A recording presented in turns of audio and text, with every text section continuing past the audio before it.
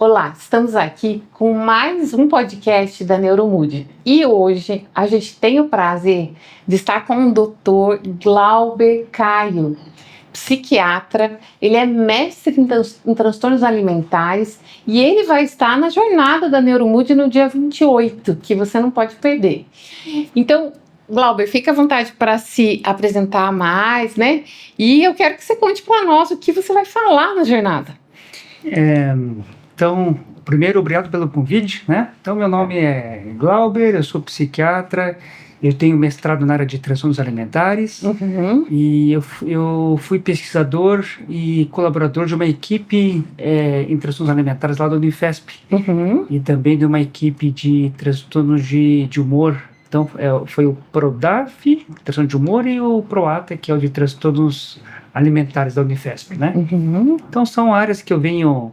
que eu gosto muito, de não só no atendimento, de estudar também, e também tenho me dedicado desde 2007 na área de obesidade. Que bacana, e é um assunto muito prevalente no nosso dia a dia, né, Glauber? Sim, sim. A gente vê os pacientes, eu brinco que um sonho seria atender pacientes num país onde as pessoas não preocupem tanto se o remédio vai engordar ou não. É claro que a gente não quer que engorde, e é claro que a obesidade hoje é muito bem estudada e vista como realmente uma doença, né? Faz pouco tempo que a obesidade é vista como uma doença, deve ter uns 20 anos mais ou menos, né, Glauber?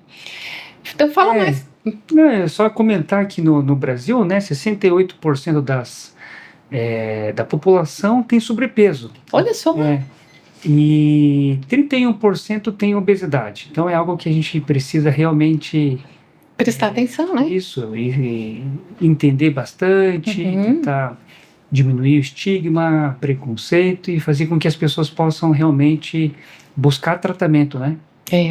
E essa questão também, né, Glauber, na população em geral, o que a gente tem? A gente tem uma pressão, né, existe uma pressão de autoimagem, de imagem, né, no Brasil muito grande, voltada à estética, lógico.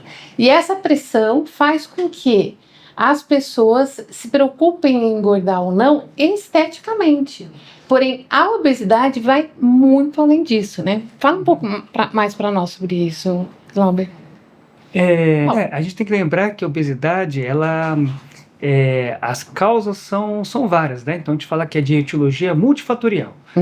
E uma das causas é a compulsão alimentar. Então, algumas pessoas com obesidade, eles vão ter um início por causa de um transtorno alimentar, que é o transtorno de compulsão alimentar. Então, por isso que é importante a gente poder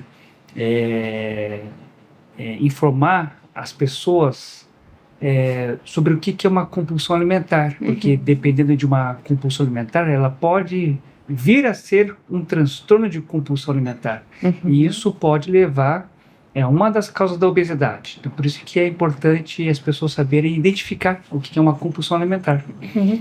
Conta para nós, o que é uma compulsão alimentar na prática, na vida de uma pessoa, e como que ela pode começar, né? A gente sabe que existem várias, né, categorias e tudo. Então, compulsão alimentar é quando uma pessoa come uma grande quantidade de comida. Então, assim, mas é uma quantidade grande mesmo. É um binge alimentar, né? A gente chama assim de isso. Então, a pessoa, por exemplo, ela vai comer um bombom, 2 bombons e acaba comendo metade de uma caixa, ou uma caixa inteira de bombom. E ao invés de pegar uma bola de sorvete, 2 ou 3 no máximo, de repente ela está comendo meio pote de sorvete. Então é algo bem grande mesmo. Só que é sempre associado com uma perda de controle. Então, se uma pessoa ela come uma grande quantidade de comida, mas ela não tem a perda de controle, eu não posso falar que isso é uma compulsão alimentar. Eu só vou falar que ela está comendo de uma forma excessiva. Né? Mas quando uma pessoa ela come e ela fala que ela tem perda de controle, que acho que é o fator principal, aí eu posso começar pensar que é uma compulsão alimentar. Então, lá no evento, eu vou falar sobre o que você pode fazer para identificar o que é uma perda de controle. Né? Porque muitas pessoas no consultório não sabem se ela tem perda de controle ou não. Então, neste evento, no dia 28 de março, eu vou falar, né, essas orientações, né, as pessoas que estiverem lá assistindo, eu vou passar essas orientações. Como identificar que uma pessoa, um paciente, está tendo ou não uma perda de controle, né? Então, se for ver pelo manual diagnóstico americano, a gente fala que é uma grande quantidade de comida. Mas pela CID-11 é diferente. Olha só. Mas eu também posso falar lá no simpósio também, no evento, né? Qual que é a diferença da classificação norte-americana e da Organização Mundial de Saúde, né? Porque tem diferença. Tem diferença, né? E aí você estava falando, Glauber, eu trabalhei bastante tempo com compulsão por substâncias, né? Então, esse foi o começo ali até 2010, 2012, meu mestrado foi em compulsão, né, ali na Federal. O que acontece? A gente sabe que o sistema prazer-recompensa numa compulsão, ele está desequilibrado, né? Então, e é muito interessante estar trazendo isso, porque como é uma queixa muito prevalente, a gente dentro do setting, dentro da prática da psiquiatria, pode subestimar, que foi a minha fala inicial. A gente pode achar que todo mundo tem medo de engordar, todo mundo não. Realmente, né? Às vezes a pessoa ela já tem essa percepção de si que algo é fora do controle, né? Então, e o que seria? Dá um jabá, dá uma dica para nós. O que seria perder o controle? Perder o controle é a pessoa, por exemplo, quando ela está comendo, ela está comendo muito rápido. E mesmo assim, já satisfeita, ela não para. Ela continua comendo. Talvez ela não quer comer mais, mas ela continua comendo, né? Aí você perguntou também essa questão, né? Mas o que será que levou a pessoa a ter uma compulsão?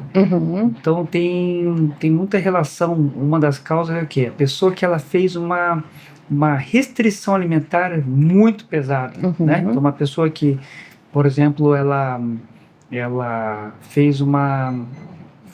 pulou uma refeição, pulou 2 refeições. Então, toda vez que uma pessoa tem uma restrição alimentar muito intensa, poderosa, então o corpo não entende que lá no fundo a pessoa gostaria de comer pouco para perder peso.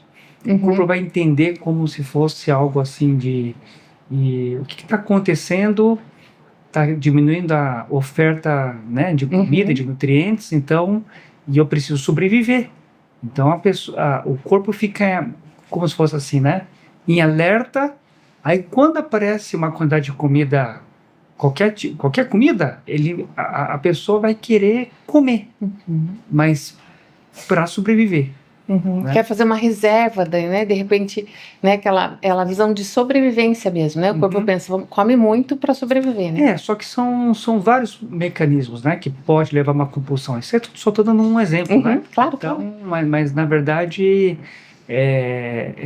são vários mecanismos que podem explicar por que uma pessoa, mesmo ela sabendo que ela não precisa comer, ela acaba comendo. E bem essa coisa da compulsão, né? A pessoa não quer, mas ela não tem o controle da sua vontade, né? Então, você acha, Glauber, que a gente poderia trazer que, por exemplo, uma compulsão alimentar, a pessoa tem quando ela se arrepende do que ela comer? Então, é que quando a pessoa tem a compulsão alimentar, um dos sintomas é o arrependimento. Um dos sintomas, né? Ela ou se arrepende, ou ela fica triste, fica chateada, né? Só que quando começa isso, por exemplo, quando começa a ter uma repetição desse comportamento, né? Pelo menos uma vez por semana, e a gente já pode falar, opa, parece que isso aí já não é mais o binge eating episode, né? Não é mais um episódio de compulsão alimentar, isso já está virando um transtorno alimentar que a gente chama de binge eating disorder, transtorno de compulsão alimentar. Então lembra que pra gente a diferença de um episódio para um transtorno é a frequência, né? Então a frequência a gente vê que pelo menos uma vez por semana já dá para ficar de olho.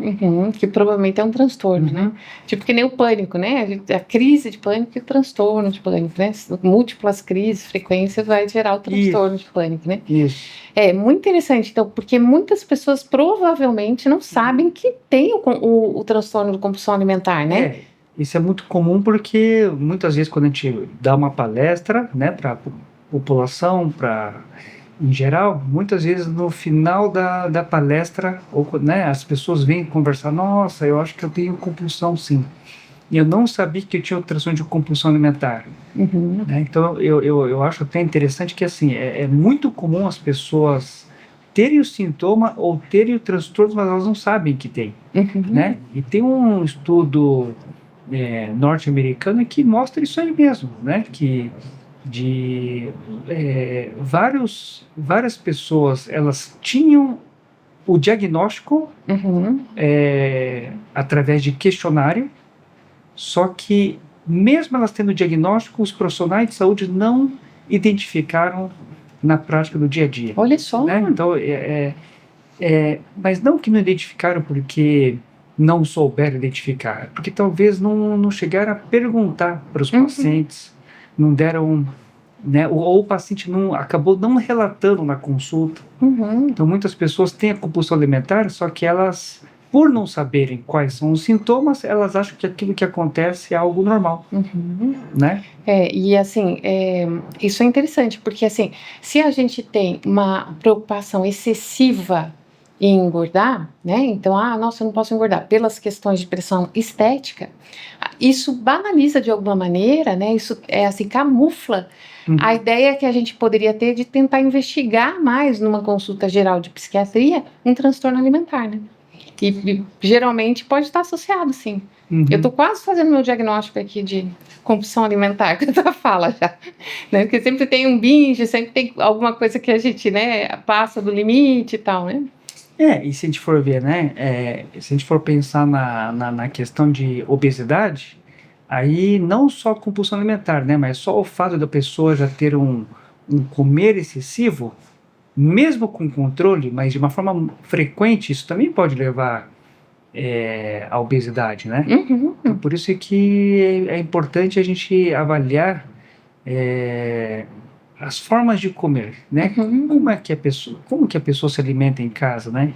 Quem é que está fazendo supermercado? Como que a pessoa armazena os alimentos? De repente, o alimento, a comida está espalhada na casa toda, né? Então a gente orienta também deixar todas as comidas de casa restritas a 2 cômodos, por exemplo.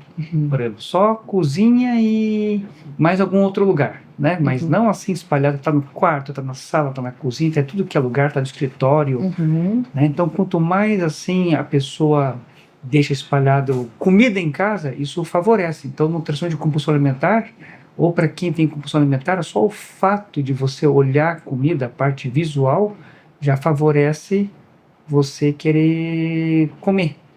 Né? É o acesso, né? Então por isso que a gente fala, né? Tomar muito cuidado com a parte visual, né? Então, ou o fato assim, por exemplo, né? Se a pessoa compra um pacote de bolacha, e o pacote de bolacha é comprido, né? Então só de saber que, por exemplo, Bono, né? De doce de leite, né? Então assim, eu gosto de ser, né? Então, se a bolacha é aquela bolacha comprida e você come 3 ou 4, mas você sabe que depois tem mais 6 ou 7 lá agora no pacote. Então, para quem tem compulsão alimentar, isso favorece, por mais que você está guardando, você sabe que tem mais um tanto lá. Né? Isso acontece para a caixa de bombom também. Então, a questão é você orientar as pessoas que têm compulsão alimentar de que talvez era melhor comprar porções menores. Aí ela come, acabou e ela sabe que não tem mais. Né? Então isso é a mesma coisa para a caixa de bombom. Comprar uma caixa de bombom, a pessoa tem compulsão alimentar, ela comeu 2 ou 3, mas ela guardou no armário. Então ela sabe que ela lá lembra, né? Vai lembrar. Então depois do almoço ela vai comer, de repente à tarde ela vai lembrar que tem, à noite depois do jantar ela vai lembrar que tem também. Então a gente orienta, olha, era melhor comprar bombom avulso, mas é mais caro, né? Seria melhor comprar bombom avulso, aí ela consegue talvez, né? Ela comeu e não tem mais. Então isso ajuda a pessoa a não ter nem o comer excessivo, nem a compulsão alimentar. Né? Então por isso que não é só você tratar de forma farmacológica também, você tem que orientar o paciente no ambiente, né? Então, assim, isso eu estou dando só umas dicas, né? Então, a gente vai falar mais lá no dia 28, né? Mas são formas que podem ajudar a pessoa... isso ajuda, né? A controlar. Assim, a pessoa tem um pouquinho mais de controle, né? Então, medicação ajuda, parte comportamental ajuda, fazer psicoterapia também ajuda, né? Então, quantas vezes que a pessoa... ela vai jogar tudo na comida, né? É um estresse emocional. Tá triste, tá irritada, tá frustrada com alguma coisa. Então, muitas vezes a pessoa acaba jogando na comida, né? Como muitas pessoas podem jogar no álcool, drogas, ela pode jogar também na comida. E comida é muito fácil, né? Porque drogas tem que ir atrás de drogas. Bebida tem que ir atrás de um lugar que venda bebida. Comida tem tudo que é lugar. É verdade. É um dos 4 apetites básicos, né? Antes eram 3, agora é 4, né? Com a socialização. Mas a comida tem tudo quanto é lugar e as pessoas têm que... também tem uma coisa em relação à comida, as pessoas oferecem comida como um vínculo de socialização, né? Não sei se você já teve essa experiência. Você tem uma reunião, tem uma comida. Daí você sai dali e vai para outra reunião, aí tem comida de novo. Passa o dia comendo de reunião em reunião, porque sempre tem algo ali, uma bolachinha, um bombom, uma bala, né? Sim. Né? Então isso sempre foi usada para socializar, né? Isso. E também para, né, que o termo é comfort food, né? Então, assim, da comida sempre ser algo como se fosse até um remédio. Uma acolhida, né? Como nos voos, né? Os aviões, eles dão a comida justamente para diminuir pânico, né? Dos passageiros e tal, né? Comfort food, né? Como você fala. E por isso que tem a questão também, um conceito muito falado ultimamente, que é o comer emocional, né? Então, mas tá tudo envolvido, isso que eu falo, assim, da pessoa tá estressada e então ela come como se fosse né? Para trazer um conforto, né? Um conforto, como se fosse um anestésico até, né? Então ela tá triste e ela vai lá, então ela acaba comendo. Né? Comer emocional não é um transtorno alimentar oficial, mas é o que tem se falado muito nas mídias sociais, né? E a questão é a gente ver se realmente o comer emocional, até que ponto é isso que eu falei, né? Que ela come para aliviar uma tristeza, uma irritabilidade, ou até que ponto que pode ser um transtorno de humor que está desregulado e a pessoa também faz esse mesmo uso, né? Então, a questão é, existe o comer emocional ou será que é um transtorno alimentar? Não, desculpa, transtorno de humor que a pessoa desconta na comida. Isso também a gente vai falar no dia 28. Legal. Né? Assim, a pessoa tem uma facilidade de desregulação emocional pelo transtorno mental, seja transtorno de humor, e aí ela regula, às vezes ela busca essa regulação com a comida, né? Então a gente vê muito isso, assim. E tem aquele que eles falam, a boca nervosa, né? Vai lá e abre a geladeira, né? Come uma pipoca, tem que comer o saco inteiro de pipoca, é uma compulsão mais anterior, né? Sensação de colocar coisas na boca e mastigar, e isso também está relacionado com comer excessivo, né? Ou com compulsão alimentar, ou mesmo o transtorno de compulsão alimentar, né, Glauber? E essa questão de começar a comer e de repente a pessoa comeu todo o pacote. Né? Então isso é muito comum e muitas vezes está relacionado também com TDAH. Né? Olha só. Então, porque também mexe nos mesmos circuitos neurobiológicos também, né? Por isso que está tudo meio que envolvido. Por isso que é muita comorbidade, né? Transtorno de compulsão alimentar com transtorno mental, né? Então, 65% das pessoas que têm transtorno de compulsão alimentar têm transtorno de ansiedade, né? 43% tem transtorno de humor, 23% tem transtorno por uso de álcool e drogas, né? 49% tem 3 ou mais transtornos mentais comórbidos. Olha só. Então tem que investigar. Quando a pessoa tem uma compulsão alimentar, você precisa investigar, ver se a pessoa não tem um transtorno de compulsão alimentar e se a pessoa não tem outros transtornos mentais. Por isso que não é tão fácil tratar. Porque tem vezes que você coloca a medicação certa, faz a terapia certa, mas o que está atrapalhando para a pessoa ter mais compulsão alimentar, né, já corrigiu o ambiente. Então a questão o que é? Que não é só isso daí. É um transtorno mental associado que está atrapalhando e fazendo com que a pessoa tenha compulsão alimentar. E comorbidade fundamental, né? Assim, você investigar. Se identificar e fazer o tratamento correto. Né? Então, por isso que não é tão fácil. Né? Não é só chegar lá e colocar uma medicação, encaminhar para um nutricionista, fazer uma terapia. Se fosse assim, todo mundo estava resolvido. Todo mundo já estaria muito bem, né? Então é um pouco mais complexo, né? E a gente tem também, né, Glauber, eu queria que você falasse um pouco sobre isso antes da gente ir para o GLP-1, os agonistas GLP-1, a gente tem também os modismos dentro da psiquiatria, né? Quando a fluoxetina foi lançada, em 1980, a gente estava longe de ser psiquiatra, mas foi uma febre, porque emagrecia, né? A fluoxetina nos primeiros 6 meses, tem perda ponderal, então todo mundo ficou louco pela fluoxetina. Depois foi lançado, né, cada vez que é lançado uma nova medicação, né, então hoje a gente tem a febre da bupropiona, né, então muito prescrita, e os pacientes falam, eu tomo para ansiedade, para reduzir a minha vontade de comer e tal, então já vem com uma medicação que geralmente não é prescrita também pelos psiquiatras e tudo, então já vem ali com uma medicação, e às vezes a gente tem que fazer todo o trabalho de tirar a medicação para poder tratar o transtorno em si, né? Mas eu queria que você falasse um pouquinho para nós, como que são esses modismos? Porque nós temos hoje também um modismo com os agonistas de GLP-1, né? Então, como é que isso na prática clínica? Porque a gente tem outro modismo que você citou, que é o jejum intermitente, né? Então, você falou das restrições alimentares. Eu sei que o jejum intermitente, ele é controverso, né? Dentro da saúde, mas a gente tem os modismos, né? E agora com a internet, todo mundo segue ali uma linha. E às vezes a pessoa está se automedicando. Eu tenho uma paciente que ela estava tomando, ela não tem TDAH, e ela estava tomando 70 miligramas de lisdexanfetamina para emagrecer, porque falaram que emagrece. E aí já tinha causado o maior problema, então ela já tinha brigado no trabalho, já tinha brigado com o esposo, e aí o esposo falou, ou você vai no psiquiatra ou a gente não continua. No final da consulta, é que ela me contou da lisdexanfetamina, bem no final. Quer dizer, aquela lisdexa estava desregulando o humor dela, mas ela estava feliz porque ela estava magra.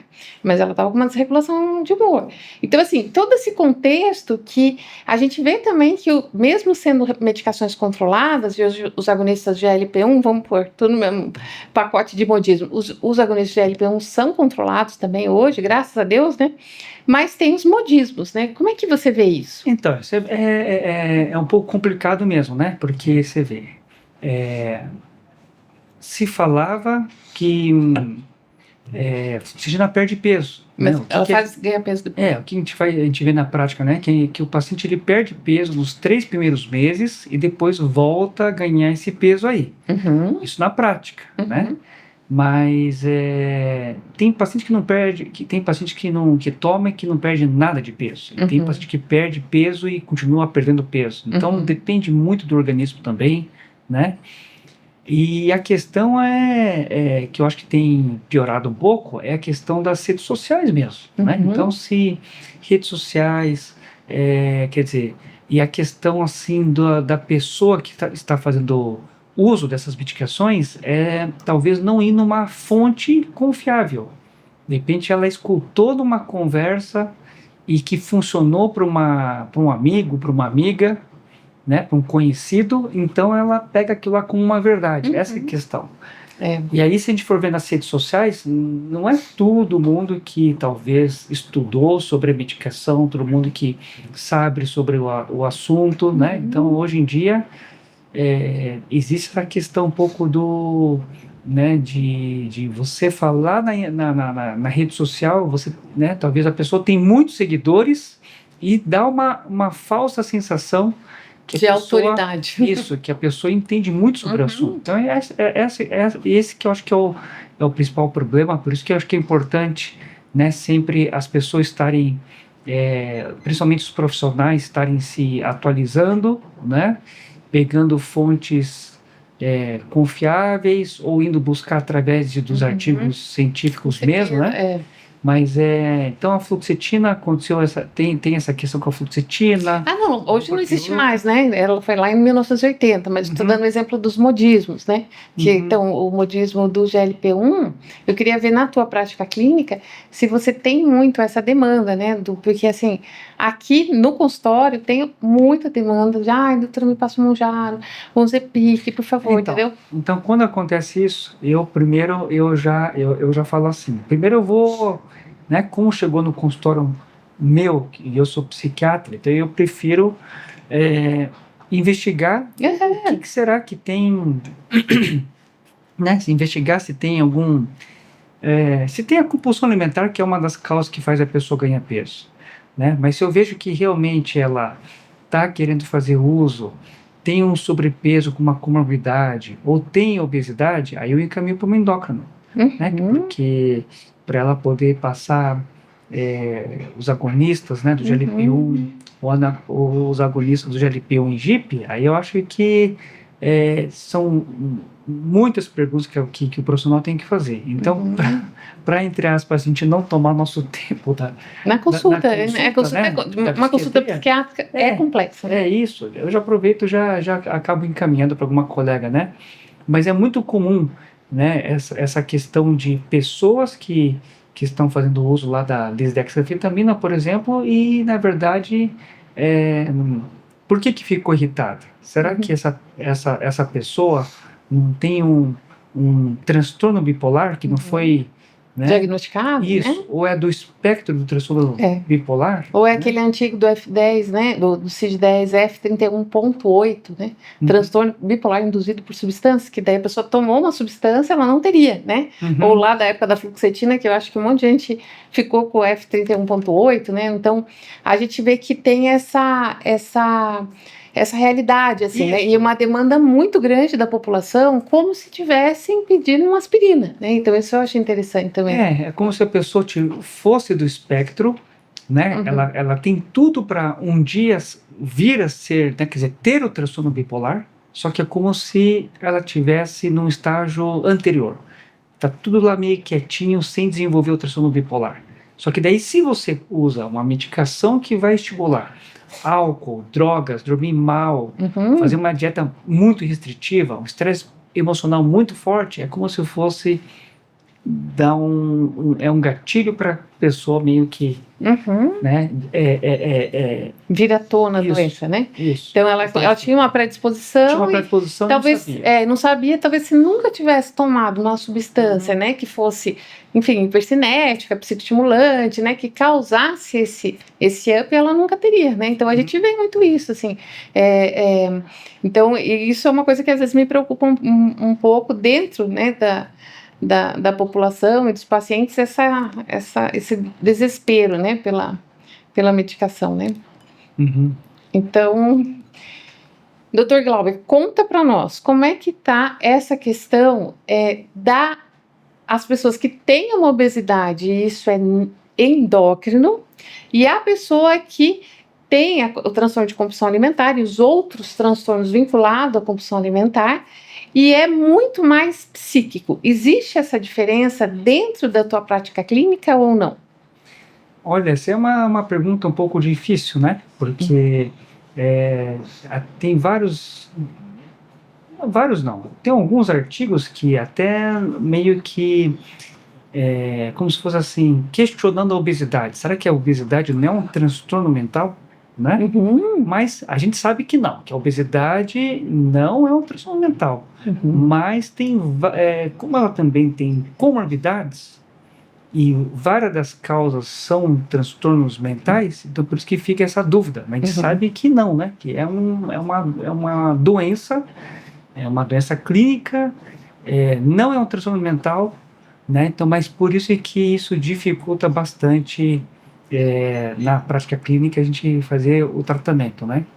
Mas por isso que então o tratamento precisa ser multidisciplinar, tem que ter não só endocrinologista, mas tem que ter nutricionista, né, o ideal é fazer o próprio paciente fazer uma psicoterapia.